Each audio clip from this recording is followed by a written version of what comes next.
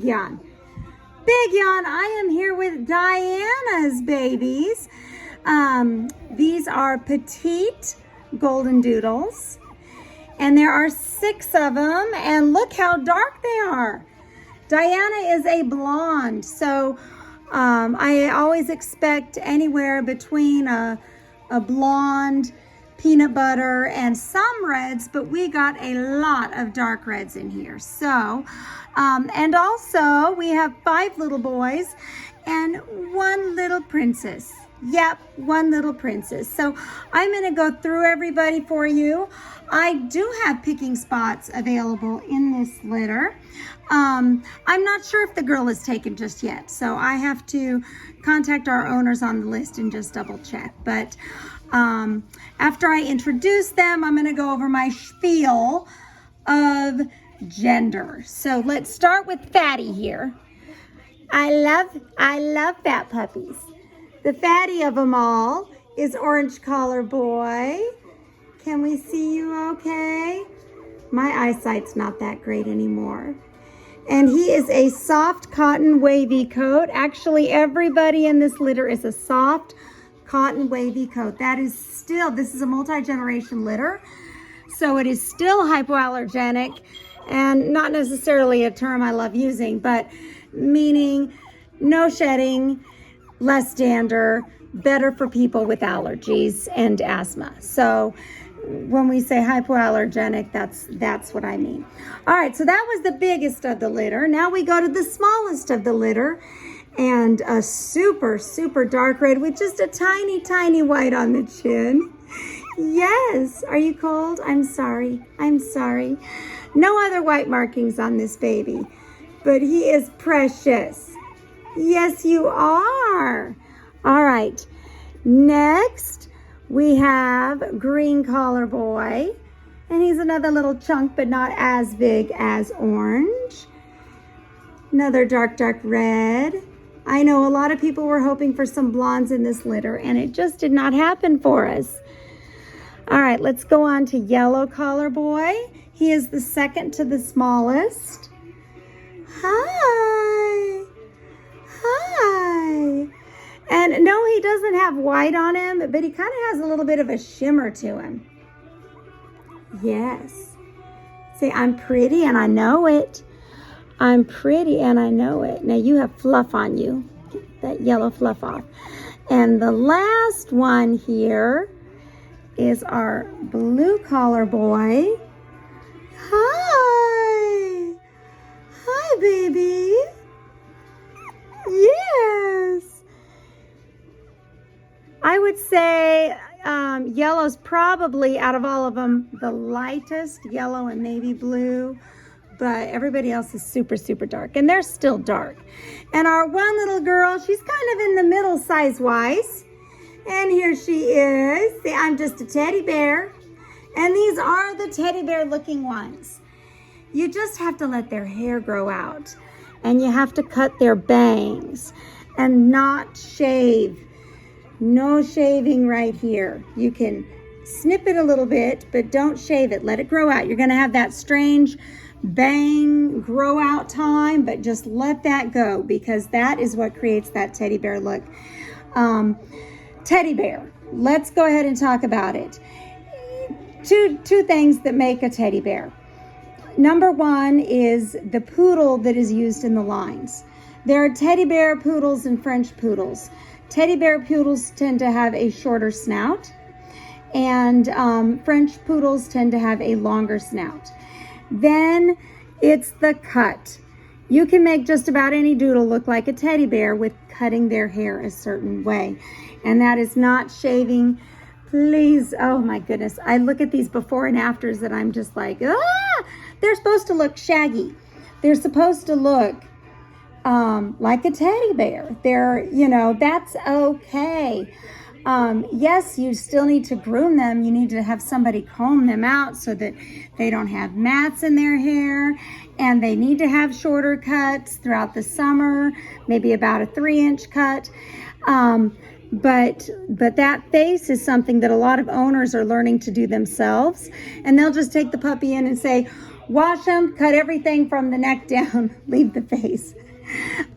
Because groomers like to groom them, and groomers like to complain about doodles, and I am so sorry. It's like me when I complain about certain things. This is the profession I've chosen. That's the profession they've chosen. Deal with it. You're getting paid. Okay, so anywho, they are all right now a little over 3 weeks old. These babies, or no, not. Yeah, I think we're just maybe a day over 3 weeks old, and they are starting their gruel because there's 6 of them, and their mama is a small, petite.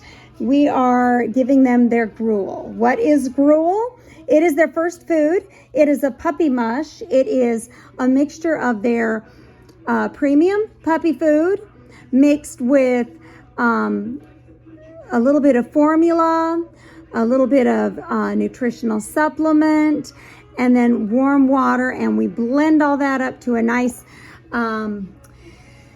oatmeal, or for our UK customers, porridge, and that is what they eat on until those teeth can really get down the food to get the calories that they need. They will still gum their mama's food, which is with them 24/7, but they do eat that gruel for all of those calories. Say hi, baby. Yes, let's look at all of those little faces, shall we? Hi. Hi. Yeah. Say, we just want to sleep. We're still just nursing. Look, he doesn't want to. You got a hair thing going on there. No. He's like, no. No. I don't want to. Here's our little yellow. Mellow yellow. He's a sweetie. And blue. Leaving those eyes shut. And our little girl. So next week they'll be doing a lot more for us. She's like, no, not gonna do it. Not gonna do it, lady. I'm the princess. Next week they'll be walking around, doing a little more for ya. The first video is always kind of bleh, like this. Not much going on, but me just kind of telling you what they've been doing, what we're about to do. They will have temperament testing at 5 weeks old, and then at 6 weeks old, we invite everybody out for a 1-hour appointment for a puppy picking appointment. We ask you to choose your puppy within the first 45 minutes, and then the last 15 minutes are me going over some things, you playing with your puppy, and then getting ready for the next people to pick. We will be doing these weekly videos. So between this, the pictures, and the temperament testing results, we ask you to narrow down. And when you come, we're going to ask you to pick your top 2. And we'll send you in with just 2 at a time. Anything more than that gets a little overwhelming for both you and the puppy. So we want you to start with 2 at a time, and then you can put one back and get another one. Once you, let's say you're the 4th pick of the litter, you need to come in with your 4 top favorites. If you aren't going to be happy with those 4 top favorites, we need to go ahead and move you to another litter. Backing out at puppy picking is just a real challenge, and we're having to start to charge fees now for that, because some people are like, well, I'm just going to gamble and I'm going to hope that that one puppy's there. If, like I said, if you are 4th or 5th pick of the litter, if you're last pick of the litter and all of these puppies don't appeal to you, then we need to move you to another litter, because once they're chosen, it's go time for us. It's training time, and it takes a lot. If I am super busy already, think of how much more busy I am to have to go out there and interview and find another suitable family for that puppy. So just going to mention that. Also going to mention the genders. Girls and boys mark alike. It's just that if they're not spayed or neutered. If they're not spayed or neutered by the proper time, the appropriate time, they will mark. It's just that girls take a little longer for you to discover it, and often it's diagnosed first as a UTI or some kind of bladder control issue. The boys are a little more potent, and so you can find that earlier. But your girl needs to be spayed before the first cycle, which is at 6 months. Your boy needs to be neutered before the 5th month, before they're 5 months old. If your vet will not do that, change vets. Find a vet that will do it, or ask me and we can find you someone who will help you with that. You know, you can always give them my explanation for it, which is it stops the marking, and it also controls their behavior.